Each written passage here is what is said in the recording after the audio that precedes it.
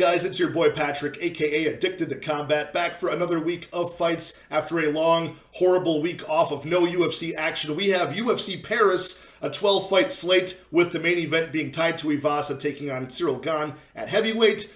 We're trying to go on our 5th UFC winning event betting-wise in a row here. And last week we actually had an off week, but we had LFA 140 I put out a breakdown for, and Carlos Mota did come through and cash that bet for us in the main event. So still coming off of a winning off week. But yeah, we're looking to really put together some bets here. I'll have a live stream on Wednesday and my best bets and props on Thursday. But I thought I'd get this video out at least a day early since we've all been itching for some UFC action. So hit that like, hit that subscribe, and let's break into this fight card. First fight of the night is Errens versus William Gomis at featherweight. Both guys making their UFC debut, both coming off of the European regional circuit, having pretty good success so far, and they're very big featherweights. It should be an exciting fight.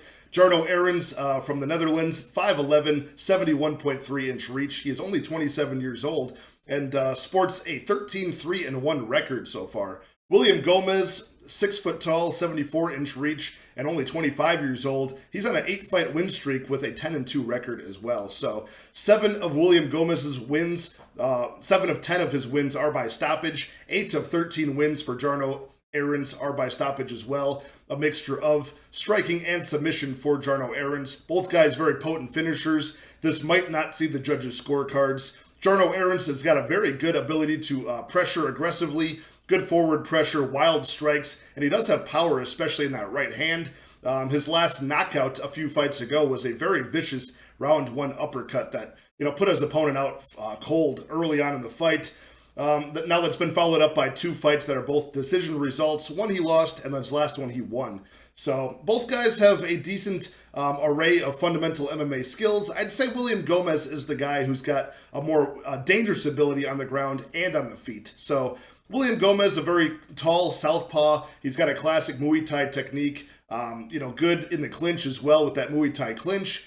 And that's where he likes to win most of the exchanges in the fight. So he'll look to counter-strike on the feet at distance, which Errens will be a very good willing dance partner since he's such a forward pressure fighter. But William Gomis really will wait for his opponent to overswing, get out of position, and he likes to push them and bully them against the cage, where he's got devastating elbows, knees, and a good ability to take the back and drag it to the ground as well. He's got 2 of his last wins are actually by ground and pound stoppage. So very smothering top pressure. He does, William Gomis, have the ability to get the takedown as well and take the fight to the ground. So Errens, not a bad submission fighter either. He does have a few submissions, a good body triangle, a good he'll jump guillotine from time to time as well. But Errens can get himself out of position, doesn't always have the best ability to hold his opponents down on the ground. So this should be an interesting fight, and what makes it more interesting is the betting odds. William Gomis is a minus 200 favorite here. Errens, the plus 170 underdog.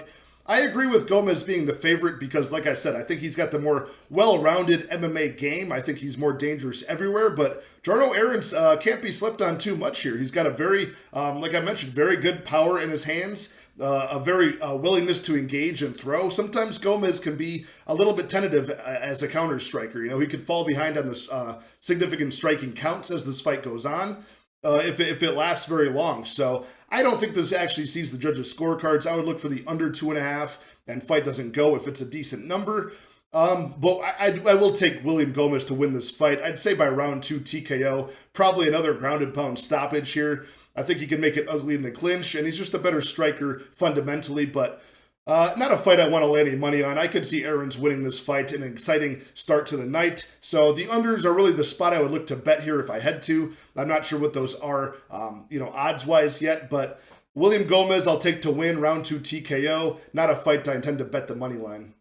Up next at women's featherweight, we've got Perez making her debut against Stephanie Egger on short notice. This is the only women's bout on the entire card. We were supposed to have one with Manon Fiorot that fell through, and even Perez was supposed to make her debut against Zara dos Santos, where she was actually, as a debutante, the minus 200 favorite over dos Santos, maybe even a little bit more. So I probably would have bet that because Zara dos Santos is not very good, but just to show you how poorly dos Santos is perceived Aylin Perez is not only the underdog now, but a big one. She's plus 255 to Stephanie Egger, who's the minus 330 favorite here.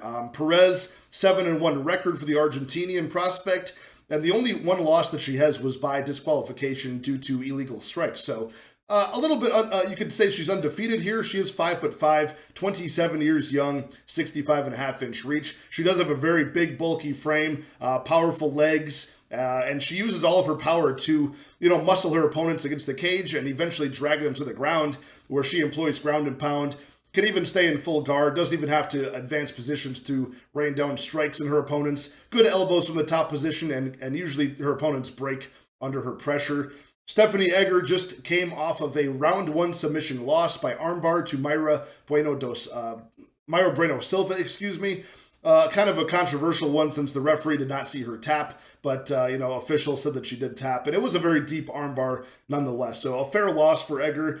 Now she's coming back on short notice. This was only a few weeks ago that she lost, so didn't take any damage there, but very good judoka. She loves the head and arm throw, gets that nice judo throw, and can set herself up for submissions on the ground. A very nice armbar. We saw her get over Jessica Rose Clark. And over Shanna Young, she was able to actually get a nice ground and pound stoppage by elbow. So where Aylin Perez likes this fight to be is usually against the cage, in the clinch, and on the ground. That's usually the wheelhouse of Stephanie Egger. I think that's why she's such a big favorite here. I'm not impressed by what I've seen by Perez. The few instances I do see her striking at range, she does have very nice kicks, very good fast striking, but in her debut, I can't expect her to abandon the majority of her game, which is the ground and pound, the clinch work. I don't expect her to abandon that in her debut here and do the smart thing, which would be to strike at range against Egger, who has very poor striking. So I would favor, if this is just strictly a kickboxing match at range, I would favor Perez here, but I think she's going to get this in close like she always does. I think Stephanie Egger will capitalize on the mistakes Perez makes, and she is very young, very green, and has not fought a great level of competition. Only 5 of the 8 opponents that Perez has fought so far have not had a professional win. So that's very troubling, very concerning. And then you mix that with the fact that her usual game plan fits right into the game plan of Stephanie Egger, who's better at it. So I'm going to take Egger to win. I'm going to pick her to win by round 1 submission. Probably another armbar the way she did Rose Clark. But you won't catch me betting Stephanie Egger at minus 330. I think that's just ridiculous. Way too big of a favorite here, so you're going to see people throwing units on Perez at plus 255, plus 275, whatever she's at when this closes. And I don't hate that strategy. It's such a big mispriced money line. You might as well take the shot on the dog. She might look improved here, but I'm staying off of this fight completely and give me Egger to win in round 1. Up next, a bantamweight bout between Khalid Taha and Christian Quiñonez. This is a fun fight between two guys that are pretty big for the weight class, as far as Christian Quiñonez is 5'8", 70-inch reach at 26 years old, a very tall, lanky fighter. Khalid Taha is 5'5", 69-inch reach. He is 30 years old at this point. He's the more compact, muscular, very bulky, strong-looking fighter at this weight class, and super powerful as well, just like he looks. He's got that 25-second knockout over who was that? Boston Salmon a while ago, where he got a nice right cross, a left hook combination, knocked him out very early in the fight. He also knocked down Bruno Silva early in their bout in round 1, although that was a very competitive back and forth fight, and eventually Bruno Silva got submitted by Khalid Taha by arm triangle 3 minutes into round 3. So a well-rounded array of skills for Khalid Taha, who's had a very up and down UFC career so far. 2-3 in the organization. The 2 wins I just mentioned, with the last one over Bruno Silva being overturned to a no contest due to a banned diuretic. It happens. He was taking a prescription for a drug a doctor prescribed him. It's kind of known as a water-cutting agent as well, which is why it's banned. But he was taking it for some sort of eye infection, eye inflammation that the doctor prescribed it for. He did have pictures of his eye super inflamed, and he was, probably not going to be able to fight if he didn't take that drug. So still his fault for not knowing the protocol on that, and he was banned for a year. And now he had to fight two guys that are very good. Sergey Morozov and Raoni Barcelos both beat him by decision most recently. So it's been a tough run for Khalid Taha, who does have pretty good skills, just has not been able to put it all together in the UFC. And now facing Christian Quiñonez, who has fought in Brave, Combate, even the UWC, which he was most recently in before his Dana White Contender Series win. So he's got great leg kicks, a very good Muay Thai style, fights very long and uses his reach well with a long effective jab he uses well, good striking and combination. And, the calf kick is brutal. He brutalized his last opponent, Donny Matos, with that before coming to the Dana White Contender Series, where he used the calf kick again with good success against Zhao Long. So he's got very good ability on the feet. He also has a very good ability to take this fight to the ground as well. He's got improved takedown defense he showed against Zhao Long in that fight. And the fight before that I mentioned in the UWC, he actually went 5 rounds for a full decision bout, kept up the striking output in all 5 rounds, and did not look to fade at all. So he's got good cardio, very good boxing up close and at range, whereas I would see Khalid Taha as the guy who's got more power at close range. Khalid Taha uses the short, fighting uppercuts, hooks, knees, things like that up close, whereas Christian Quiñonez is good at that, but he's got very good long striking as well. I think if this stays at range, he's the better guy. Khalid Taha up close, probably the better fighter there. So, Christian Quiñonez, very improved takedown defense, as I mentioned. He also has some good takedown ability himself he'll use, and he can read his opponents well, Quiñonez. If he sees them, doing any certain mannerisms, he's got good feints. If he sees his opponent, reacting to the feint a certain way, he'll move his combinations to uppercuts if he sees, the heads dipping or things like that. So he's got a very good fight IQ, strong striking, and I really do think that I favor him to win a decision here if it goes that way. I would see Khalid Taha as the man who's more likely to win inside the distance with something powerful, but Christian Quiñonez, if he can stay safe and, defensively sound, as I've seen him in the past, he eats damage very well and usually does not put himself in bad positions on the feet. So I could see him really winning this fight down the stretch, and I think that this is a spot where it looks like a short notice bout for Quiñonez. It technically is, but he's been trying to get a fight ever since that Contender Series win last October. So he almost fought Yusuf Zalal, which speaks to how they think about his skill level here. That would have been a good fight he was preparing for, a fight he would have had to really work some good defensive wrestling for. So I'm sure he's training hard for anything that Khalid Taha brings to the table here. And I'm going to take Christian Quiñonez to win by decision as the underdog in this fight. I think plus 25 to plus 120 is a decent number on his money line. Maybe you could look even for the prop by decision, since I don't see him as the type of one-hitter quitter type of power from Quiñonez. All of the knockouts we've seen, many of them have been by ground and pound stoppage. So I see this fight going over more often than not. As I mentioned, if Khalid Taha wins, or if this fight does end inside the distance, I would see Khalid Taha having won that way. But I think, the volume is going to build up for Christian Quiñonez here, and he wins this fight down the stretch by decision. Up next at lightweight, we've got Benoit Saint-Denis returning to face Gabriel Miranda. Gabriel Miranda making his debut on short notice, filling in for Christos Giagos, who actually had to pull out due to injury. Benoit Saint-Denis, France's own prospect here, is now in his second fight at lightweight. He made his debut against Dos Santos at welterweight last year, where he got his first professional loss, and it was a very epic beatdown and one of the more impressive fights that you could have in a loss for Benoit Saint-Denis, who probably should have been, stopped in that fight many times, but the ref let him show all sorts of heart, fight it out like a warrior all 3 rounds, and he really fights for your dollar, does Saint-Denis. That's the only fight you need to prove that theory. He's got all finishes outside of that one fight that went to decision there, but he looks like he's got pretty good cardio and ability to fight through fatigue and damage, obviously. So 8 submissions, 1 TKO for Benoit Saint-Denis. He got a win last time out at lightweight against Nicholas Stoltzfus. Didn't have to throw many strikes. The strikes that Benoit Saint-Denis did throw looked very nice. Good high kick, that left high kick out of the southpaw stance. But he relentlessly will just shoot in for takedowns, chain wrestle against the cage, and work the submission game that he's known for. And that's how he got Nicholas Stoltzfus out of there. Almost got him out by choke in round 1. Finished off the job early round 2 by a rear naked choke, I believe it was, against Stoltzfus. So Gabriel Miranda, that's pretty much the name of his game as well. It's just looking for the submission win. That's all he does. The striking you do see from Gabriel Miranda, very hard on the eyes. He's got very poor striking. You can see like he feints his way into range. He's light on his feet. You can see that the base is there, but the execution is very horrible. When he fights in combination, boxes in combination, his feet are always like kind of in the same line, squared together against his opponent. He could be taken off balance very easily, countered and hit very easily. So a lot of work to do on the feet. I don't think at 32 years old, Gabriel Miranda is going to make those quick improvements. I think Benoit Saint Denis can win this fight pretty much everywhere. He can knock him out on the feet. He can take him down.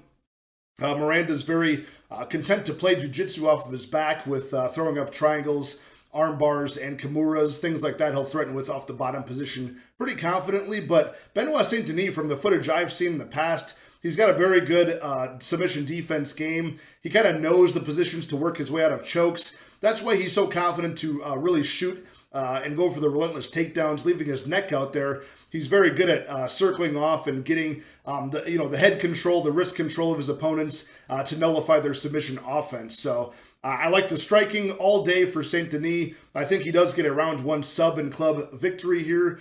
Probably historically how he wins is by submission, right?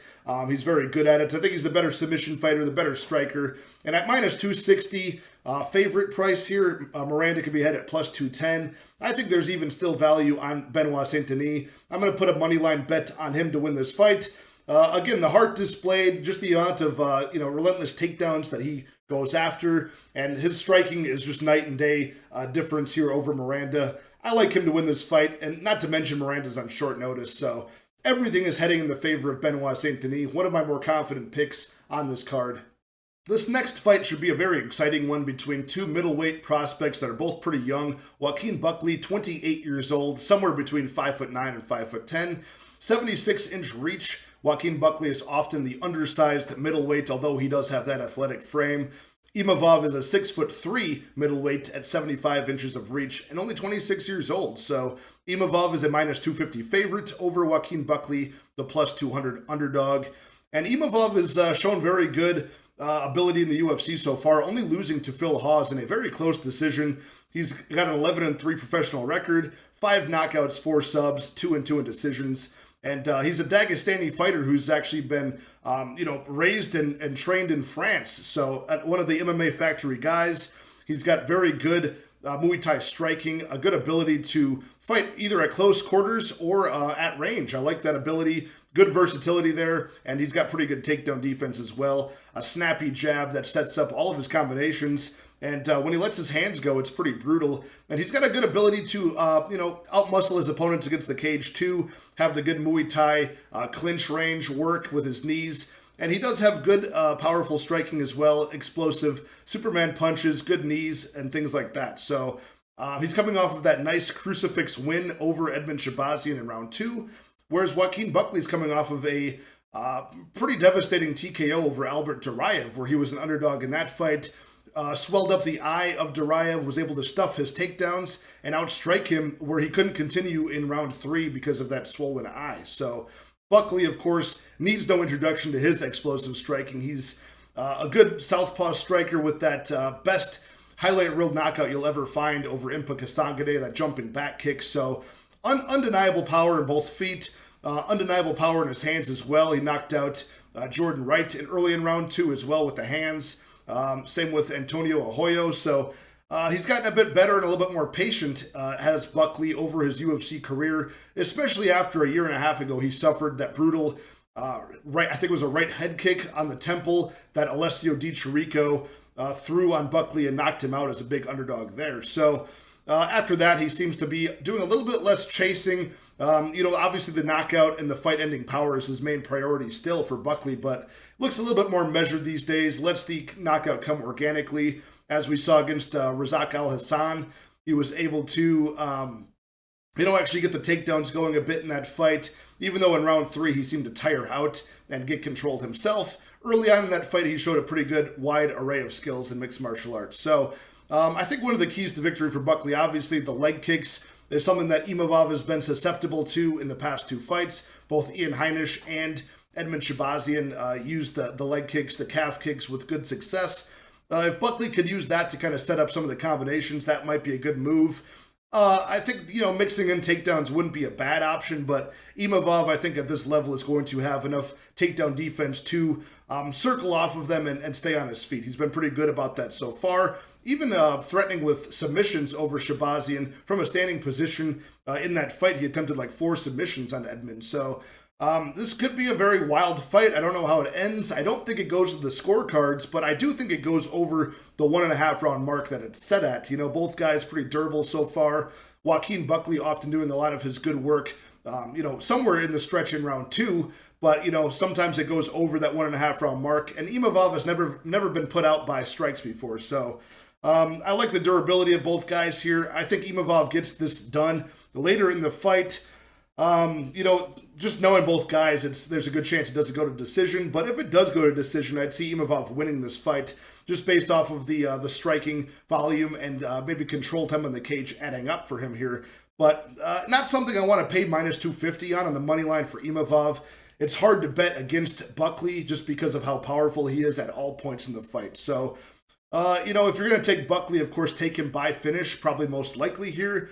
I'm going to stay off of this fight from a betting perspective, although I do think it goes over 1.5, and I do think Imavov wins this fight just from being the more technical striker and the better, well-rounded mixed martial artist here. He's passed the tests against power guys, Ian Heinisch, Edmund Shahbazyan, Phil Hawes. All those guys are all very strong starters with the striking and the explosive movements, and Imavov has been able to stay safe against all of those guys and not get finished. So I think he passes another test like that against Buckley and wins this fight.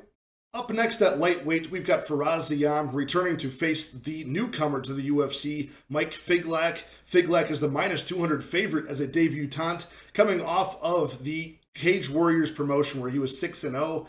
He's 8-0 as a professional, 9-2 as an amateur. So this guy's on quite a good win streak here. Again, undefeated in Cage Warriors for 6 bouts. He's got very good boxing and combination, very good wrestling as well, good takedown defense and offense, and pretty good cardio as well to back everything up. So Ziam's got his work cut out for him here, but he is 2-2 in the UFC. His last loss was earlier this year against Terrence McKinney, who I believe, I think Ziam caught the kick of McKinney early in that fight.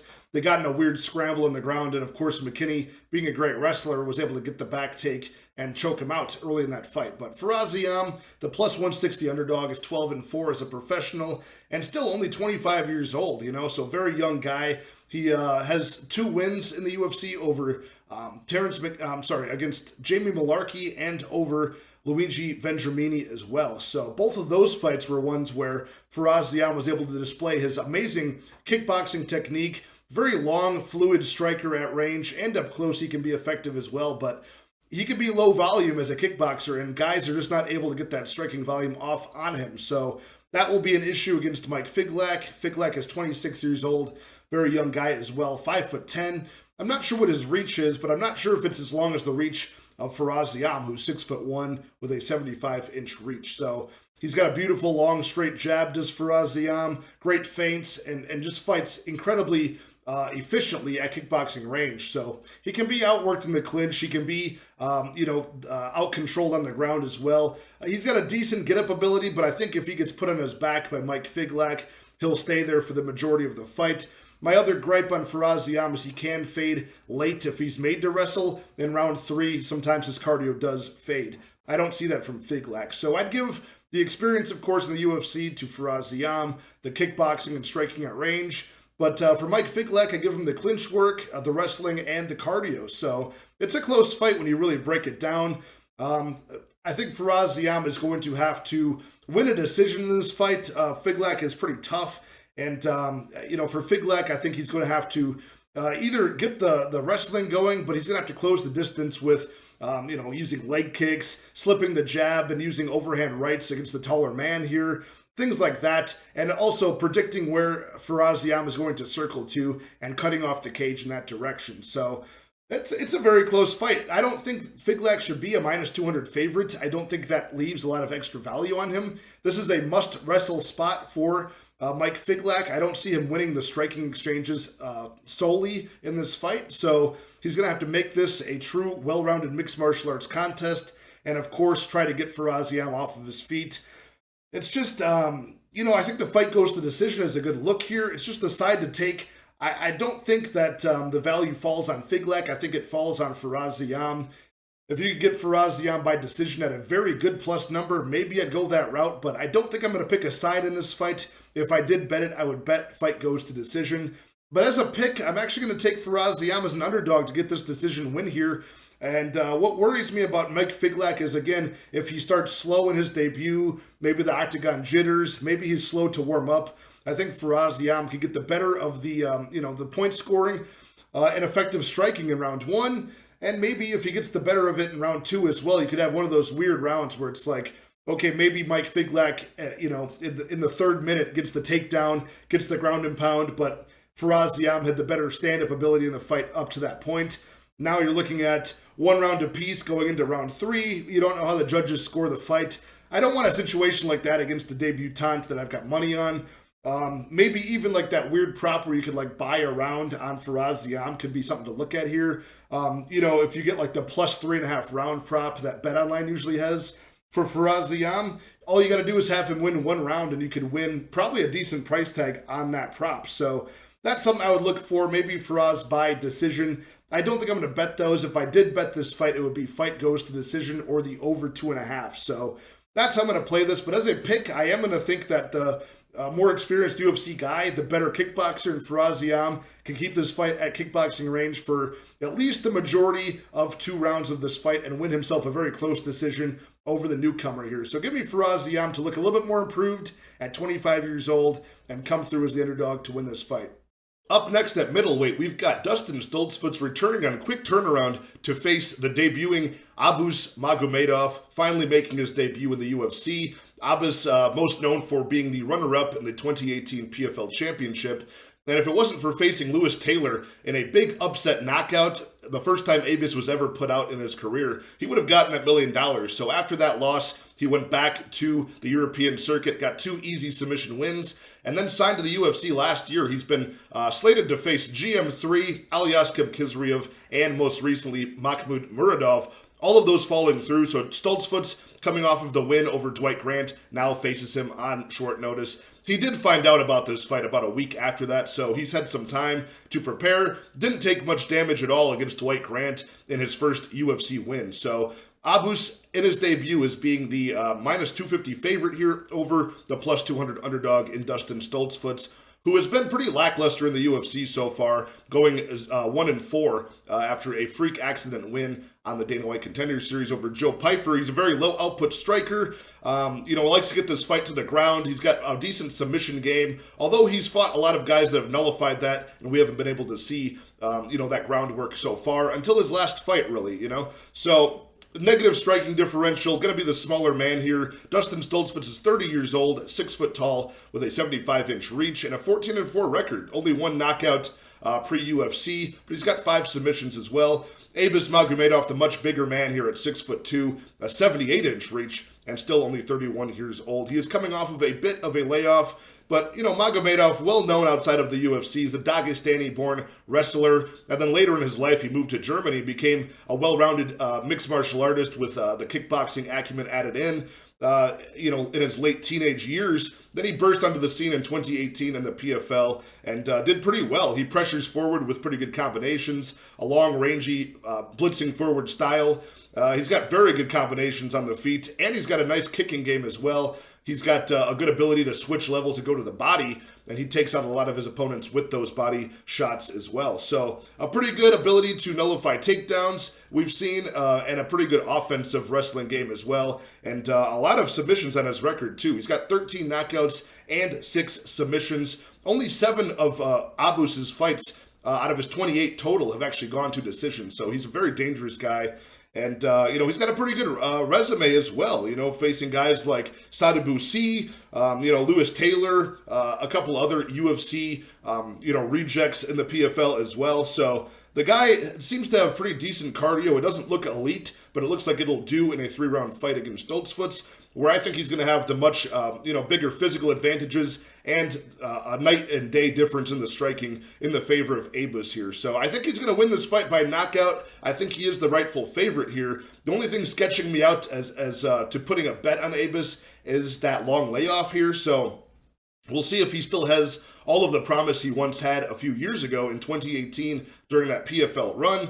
I think Stoltzfus really has his work cut out for him here. So far, he's had to fight Kyle Dawkins, who was able to outstrike and out-grapple him. He fought Rodolfo Vieira, much of the same in that fight. He got subbed in round 3. Same with Gerald Mearshart. He was actually winning that fight against Gerald until he got out-transitioned and submitted in round 3 as well. So finally, he had to fight Dwight Grant, who was coming up a weight class, basically had much lower output than even Stoltzfus himself, and was terrible on the ground. So such a negative striking differential, a basic striking game at best from Stoltzfus. I think he's going to get eaten up on the feet here by Abus, who, even though Abus has a good ground game, he really does favor the kickboxing game, at least initially, and then usually he'll mix in the takedowns going into round 2 and round 3 if it makes it there. So I favor the game plan of Magomedov here. I think he's got all the skills to win, bigger, faster, more powerful. And I think maybe if there was a nice inside the distance prop to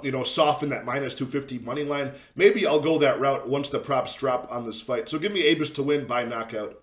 Up next at featherweight, this could be fight of the night between Charles Jourdain and Nathaniel Wood. Both guys coming to this weight class from opposite directions. Nathaniel Wood coming in as the former bantamweight. This is his second fight up at 145, coming off of the minus 600 favorite price tag, and he looked every bit of that over Charles Rosa. Charles Jourdain, 26 years old, 5'9", a 69-inch reach. Nathaniel Wood, 29 years old, 5'6", with the same reach. Jourdain is the former lightweight, now coming down and making the weight class very, very well. He looks very big at this weight class, not losing any momentum off of this recent loss to Shane Burgos, where he largely outstruck Burgos, just struggled with the grappling. It was a very close decision loss. Before that, a quick submission over Lando Venata in round 1, and a 3-round beatdown over Andre Ewell. So Charles Jourdain, usually a kill or be killed fighter. He's 1-4-1 in decisions, 4-1 in the UFC. Only 6 of his 19 fights have gone to decision.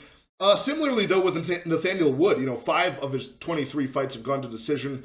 Although recently, he's been kind of going to decision quite a bit. He's got a very clean kickboxing style, does Nathaniel Wood. Long, linear strikes, good combinations, and speed. Kind of a good in-and-out movement. Although at times he does get stuck in close quarters, and he is somewhat hittable at the end of his combinations.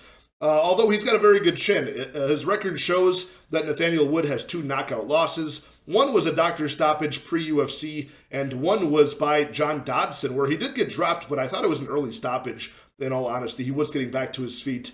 Dodson was all over him with hammer fists, and the ref called it off, I think, kind of prematurely there. So he does eat damage well, does Nathaniel Wood, but he a little bit too hittable for my taste. Both guys have fought a similar number of UFC fights, and both guys kind of fighting similar competition level in their respective weight classes. So Charles Jourdain, his striking did look very improved against Burgos. He looks a little bit more measured, more patient, not over-swinging as much with the wild, dynamic striking he's very much known for. And this should be a striking battle on the feet for the most part. Nathaniel Wood goes for takedowns occasionally, but prefers to keep it on the feet. I think Jourdain should be able to keep this fight there with his good takedown defense over the smaller man. Jourdain never really going for takedowns himself, although he does have good opportunistic submissions, good chokes when he's defending the takedowns. So this should be a striking exchange. Might play out a little bit close on the feet at times, but I think Jourdain should be the favorite here. He does have the bigger, more physically imposing, damaging striking. The cardio, the point scoring style, I'll give that to Nathaniel Wood for sure. But as far as how hittable he is, you especially see that against John Dodson and his fight with Casey Kenny, where he is able to, eat a lot of punches. He keeps on moving forward, doesn't let it throw him off too much, but those are against some smaller guys. Charles Jourdain has very good damaging striking, and I think it's going to be a problem against Nathaniel Wood if Wood did not improve his his striking defense here. Both guys, very good striking numbers. 5.85 strikes per minute for Jourdain on average. Nathaniel Wood over 6 significant strikes landed per minute on average. So both guys not getting hit that much in return either. I think this is going to be a spot where if Jourdain is allowed to dictate the pace for the majority of the fight, I think he's going to be able to capitalize on that striking defense problem that Nathaniel Wood seems to have. So this might be a case I could see where Jourdain can, even bully him against the cage, get some dirty clinch work going like he did against Shane Burgos recently. And I think that's where he wins the fight. He might win rounds 1 and rounds 2. Maybe Nathaniel Wood, if he's still in the fight, can, kind of capitalize on the waning cardio that sometimes Jourdain shows and then win himself round 3. But I think this will be either a decision win for Jourdain or something he can win inside the distance here by strikes. I'm going to give the damage and the size advantage to Jourdain, the cardio, the point scoring to Nathaniel Wood, but I don't think it's going to be enough. I don't have a good eye for how this fight plays out. I know that the metrics show that this fight would not go to decision, but Nathaniel Wood, very tough. Jourdain, sometimes can fall off in the later parts of the fight. This could go to decision just as easily. It's kind of a pick-em price tag as far as if this goes to the decision or not. So I would play the money line for Charles Jourdain. I think he will use his size and damage to win the fight. Up next at lightweight is a young versus old matchup between Nasrat Haqparast and John Makdessi. Makdessi, of course, the gritty veteran here at 37 years old, 5'8", 68-inch reach. He'll have every tail of the tape disadvantage over Nasrat Haqparast, who is 27 years young, 5'10", with a 72-inch reach. So this is going to be a striker's matchup here. John Makdessi, pretty much solely a striker. I don't think he's ever once landed a takedown in his 18 UFC appearances. He formerly trained at the TriStar Gym, formerly trained at Duke Rufus. So a lot of striking-oriented gyms. I think he was most recently at the MMA Lab. But we haven't really seen him in like a year and a half. The last time he was out, he got a debuting fighter in Ignacio Bahamundes. He was able to put on a veteran striking clinic against Bahamundes, who was a young 23-year-old kid off the Contender Series, didn't quite know how to use his reach, and Makdessi was able to counter-strike his way to a victory there. So, over his 18 appearances in the UFC, that is really the only notable win, is his most recent one over a guy that's still on the roster, mostly losing to the better notable name guys in the UFC. Usually counter-striking off his back foot. He can get out-volumed. He can get, kind of out-aggressed in a lot of his fights. Although he has been pretty defensively sound, the only time he's been knocked out was against Lando Venata a few years ago. One of the most casual spinning wheel kick knockouts you'll ever see. Before that, I think it was UFC 187. I was at that event, and it almost looked like he quit against Donald Cerrone, but Cerrone hit him with a nice high kick, and later we found out he broke the jaw of Makdessi. So Makdessi pretty much just waved off the fight himself and said he's done. So this guy's going to have his work cut out for him against a much bigger, younger Nasrat Haqparast, who has not had the best run. Nasrat is a southpaw kickboxer, 9 UFC fights and 9 knockouts, but those were all pre-UFC. Now 7 of Nasrat Haqparast's appearances have been decision results. And he's pretty much coming off of 2 losses. A pretty stunning appearance against Bobby Green, who was able to out-volume him in his last fight. And before that, he fought Dan Hooker, who's a huge lightweight when he fights at the weight class, was able to ground him and out-control him in the grappling. So Nasrat won't have that problem against that he had against Bobby Green, because John Makdessi's not that aggressive. And he won't have the problem with the grappling either. John Makdessi never goes for takedowns. So I think this is a clear buy low spot for Nasrat Haqparast, who's coming off of 2 losses and now is a minus 220 favorite over Makdessi, the plus 180 underdog. I think it's a fair price on Nasrat Haqparast, who I'm going to expect to get another decision win here. Would I be surprised if he's able to knock out Makdessi? Probably not. I mean, Makdessi's been pretty durable, as I mentioned, only really knocked out 1 time. But, I wouldn't be surprised if an aged guy with a lot of fight miles gets put out by the younger Nasrat Haqparast. But Haqparast is very good when he can lead the dance, dictate the pace, and that's exactly what he'll be able to do here against Makdessi. So with the long reach, the better striking output, the bigger size here, better aggression, I really do think that Nasrat should have a pretty easy night in the cage on Saturday and probably get himself another decision win. I'll just play the money line here. I do have a bet on Nasrat Haqparast. I think it's a clear buy low spot on the younger guy here. So give me Nasrat to get another win and, his 6th win inside the octagon. Another middleweight bout up next between Alessio Di Chirico and Roman Kopylov. A pretty close fight on the money line. Roman Kopylov, the plus 100 even money underdog.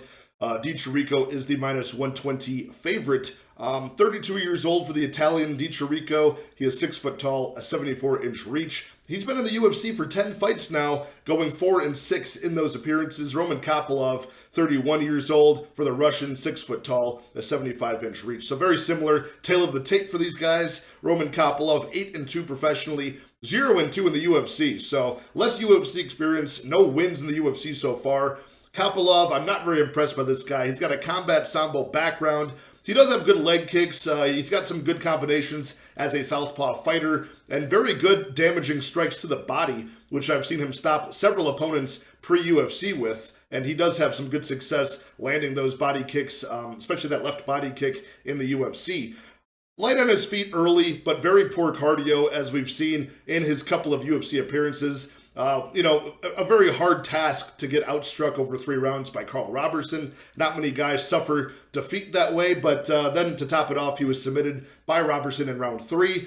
Also with Albert Duraev, he was a very embarrassing back and forth fight between those two guys who both gassed out very quickly. But Kopylov, even over a gassed Duraev, was very gassed out himself and could not capitalize and win that fight. He was pretty hittable in that fight as well and lost decision to Duraev. So I'm not impressed by what I've seen by him. I think Di Chirico should be the rightful favorite here, although it is hard to favor him by that much. Of course, his last loss was to Abdul Razak Al Hassan, who knocked him out in 17 seconds by a brutal head kick. Before that, Di Chirico was known very much for his good durability over his 9 UFC appearances before that fight. He's fought a lot of power strikers, fought guys like Magomedov, Julian Marquez, Buckley, Holland. He was able to, survive against all those guys and survive their power. This is the first time he was knocked out. So far, he does have, I think, 4 appearances in the UFC so far have been against southpaws. He's done decently well, gone 2-2 against those. But, he needs to recapture some of the better moments he's had in the UFC. He had good wins over Julian Marquez. Of course, the Buckley underdog victory, probably his best knockout. He did have a brutal knockout over Aluwale Bambose earlier on by a very good Muay Thai clinch knee that he knocked out Bambose with a few years back. So this is a spot where I think I'm going to favor the cardio and the more well-rounded game of Di Chirico. Kopylov, I'm still always sketched out by his poor cardio and his takedown defense, not the greatest. Groundwork, not the greatest. Di Chirico's been to decision 7 times, Kopylov only twice. So that right there shows a little bit of a better ability to go to the judges' scorecards. Di Chirico does sprinkle in the takedown. He's got good single leg entries. Sometimes he can get that takedown off of the cage work as well, where he does some good work. So I'm going to take Di Chirico here. Not the most confidently, but I think I'm going to call him by round 3 TKO to capitalize on the waning cardio of Kopylov in this fight. Not sure I'm going to get to this fight from a betting perspective, and I'm not sure if this fight goes to decision or finishes inside the distance. I'm going to call the prediction's sake round 3 TKO here. Maybe even play that long shot prop just to fade the cardio of Kopylov. But give me Di Chirico to get the win. Okay, we've made it to the co-main event. This is Robert Whittaker taking on Marvin Vettori at middleweight. Robert Whittaker, the minus 245 favorite. Marvin Vettori, the plus 190 underdog. Robert Whittaker, number 2 in the division, and Marvin Vettori, number 3 in the division. So Robert Whittaker has won and lost the belt, challenged for it again this year against Adesanya, who is the only man to beat Robert Whittaker at the weight class, and he lost to him once again by decision. A very close one, though. Closer than Marvin Vettori's fight against Israel Adesanya by far. And Vettori has, shown very good durability. So this is an easy fight to break down in some ways, but maybe it'll play out closer than the moneyline indicates. I'm not quite sure. 31 years old still for Robert Whittaker, a very young guy who's been in the UFC now 18 appearances. He's 6 foot tall, 73.5-inch reach. Vettori, a young man, 28 years old for the Italian, 6 foot tall with a 74-inch reach. So tail of the tape, very similar between these guys. Vettori, a very durable southpaw wrestler who has kind of become a pretty good wrestle boxer as well. His striking does look improved these days, and he goes to that game plan a lot more often. 18-5 record for the underdog Vettori, 7-5 in decisions. He has never been finished and never even knocked down. And coming off of that pretty fun 5-round fight over Paulo Costa, where he fought at 205 pounds on a short notice catchweight bout. He had very good cardio in 5 rounds once again. He showed pretty good durability in that fight, eating every head kick and counter-strike that the powerful Paulo Costa threw his way. He's got a brick for a head, and that allows him to get in range and eat a couple of strikes to employ his wrestling game plan, which he does go for very often. Loves to stall guys against the cage and look to get them down and employ his ground and pound. So still young enough at 28 years old for Vettori to make some improvements to his game. But I do favor Robert Whittaker in this fight. I think the former champion should be the rightful favorite here. Again, the only guy that's beat him at the weight class is the greatest of all time in Adesanya at middleweight. Maybe not the greatest of all time, but he's the greatest currently, at least at middleweight. And Robert Whittaker has fought guys that have employed the same game plan as Vettori, but only better. I think Yoel Romero, who Robert Whittaker beat twice by decision, represented a much more threat with the takedowns and the wrestling, much more of a power threat as well. And Whittaker shows pretty good durability as well. Only finished by strikes by Wonder Boy and Adesanya. He's pretty good at nullifying the takedown offense of his opponents. Something like an 80% takedown defense. I think 83% to be exact. And he's recently added takedowns to his arsenal offensively as well. So 4 against Kevin Gastelum, 2 takedowns against Darren Till, and 4 takedowns in his most recent fight against Israel Adesanya, a guy who's got good takedown defense in his own right. So close range boxing, very crisp, speedy strikes, gets in and out very well. He's got a nice high kick, good leg kicks, and very good at maintaining distance, jumping in range, doing his work, and then jumping back out of range. So the striking at that range, I think, is going to be night and day difference in the favor of Robert Whittaker here, and that's how I see him winning this fight. So if Vettori can't get the takedowns on Robert Whittaker, who shows extremely good takedown defense, this ends up being a striking battle, and I think Whittaker wins that fight all day, and that's where he looks like a minus 240, a minus 300 favorite over Vettori here. So unless Vettori can really look improved with his offense or improved with his striking defense, which is possible at 28 years old, but I'm going to have to see a regression in Robert Whittaker and a very good improvement in the game of Vettori for me to see this fight going in Marvin's favor. I don't see it happening at a high clip, and I do see the fact that Vettori's got very good durability. Robert Whittaker, has the ability to put opponents away, but he's okay with being very patient and outpointing them to a decision. So I'm going to take the Whittaker decision line at minus 125. I think this fight also does go to decision more often than not, which can be had for minus 220. I think both are pretty good bets here, and I'm on the Robert Whittaker side. I think he does win a clear. Maybe Vettori can find his spots here, stall it against the cage, maybe win a control time round. But at worst, I think this will be 29-28, and I think in many worlds this will be a 30-27 win for the former middleweight champion Robert Whittaker. Now, that does create a problem here. We have to have some things shake out in the middleweight division, because what happens now? Do we see a third fight against Israel Adesanya and Robert Whittaker? Do we see a rematch in a fight with Vettori and Adesanya that wasn't that competitive? Probably best case scenario as far as the rankings go is he gets defeated by Alex Pereira and we get some fresh matchups for the belt here, but we'll see what happens. I do think Robert Whittaker should win this fight. Okay, we've made it to the main event of the fight card. Ciryl Gane taking on Tai Tuivasa. A fun heavyweight clash between 2 ranked guys. And even though the money line is quite wide, we'll see if this is any more competitive than the money line indicates. Minus 575 to minus 600 price tag on Ciryl Gane. About a plus 400 underdog price tag on Tai Tuivasa. Ciryl Gane is going to be the hometown favorite here, fighting out of his native country of France. A very good Muay Thai kickboxer. This guy moves so well for the weight class. 81-inch reach, 6'4", and only 32 years old, so still a young heavyweight. Same goes for Tai Tuivasa, who is still only 29 years old, 6'2", with a 75-inch reach. So lacking in reach. He does have the weight advantage, though. Tuivasa weighs in at the top of the weight class limit, 265 pounds or so. Ciryl Gane about 247 pounds the last time he weighed in. Now, Cyril Gane has got a lot of things going for him here. The good cardio, the better striking weapons, ability to switch stances. He can end the fight inside the distance or drag this out all 5 rounds if need be. Very good experience. And, he's just went toe-to-toe with the best heavyweight in the division in Francis Ngannou. Did not get knocked out. Before that, the other most powerful guy at the weight class, Derek Lewis, he fought. He was able to frustrate him, stay out of harm's way, and eventually get Derek Lewis out of there inside the distance. So is he going to see anything he hasn't seen before with Tai Tuivasa? I'm not so sure, and I'm not sold on it. Tai Tuivasa, we're seeing a guy who has not gone to round 3 since 2019, where he lost the decision.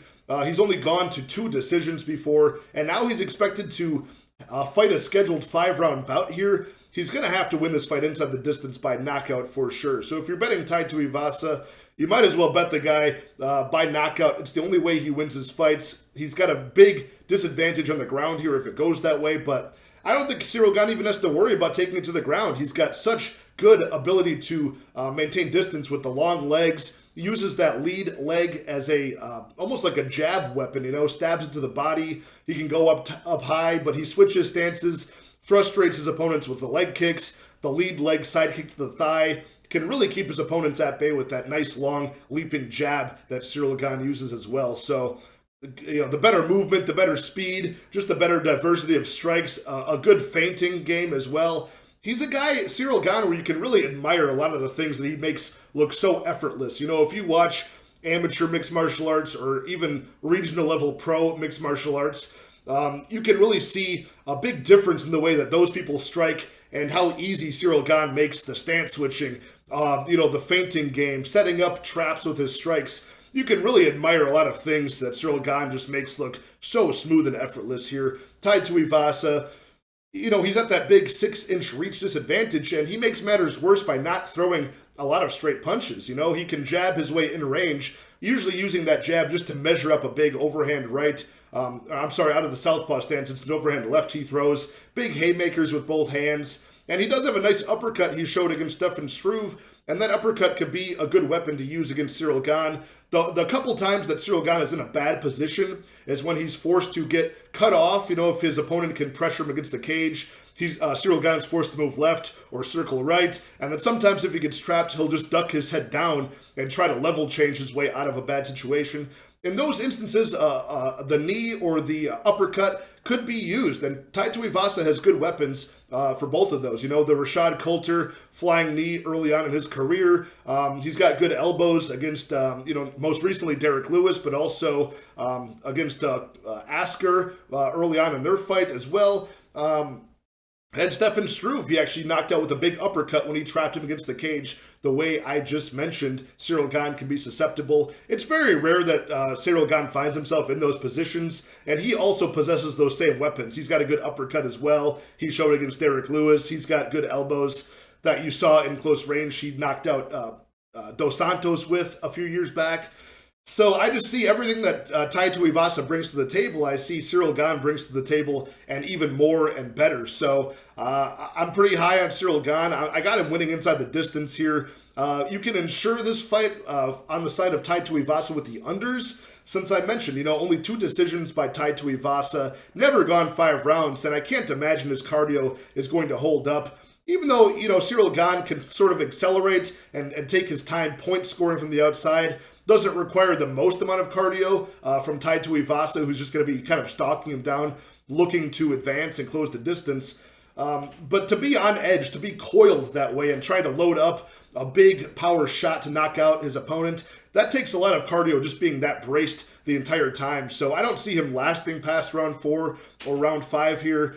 I like the inside the distance for Cyril Gane. The money line obviously is very wide. You might as well take inside the distance for Cyril Gane here. And you can ensure the Tai Tuivasa side with the under 3.5 or fight doesn't go. I like both of those as well. So again, Tai Tuivasa is going to have to take some chances here, cut off the cage, and really try to get in clinch range and use some of the weapons he just used against Derek Lewis. I don't see this happening. Cyril Gane is just way too good of a mover, way too good of a kickboxer. I think he makes this look pretty easy. And I'm going to predict a round 3 TKO stoppage for Cyril Gane here.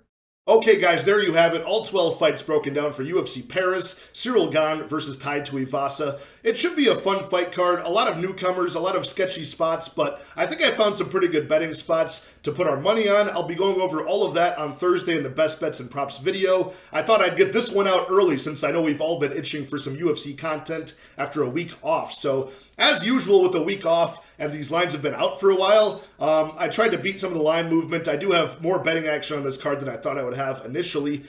Check out my live stream at 9:30 p.m. Central Time this Wednesday, where I will be with my guy Mike from the Couch Warrior podcast. We'll break down our opinions on each of these 12 fights, and also with all of the props being out at that point in the week, we'll go over all of our favorite props as well. So hit that like, hit that subscribe. Hope you guys appreciate this video coming out about a day early. I just couldn't wait to break down these fights with you guys. So I will see you guys next time on Wednesday for the live stream. Cheers.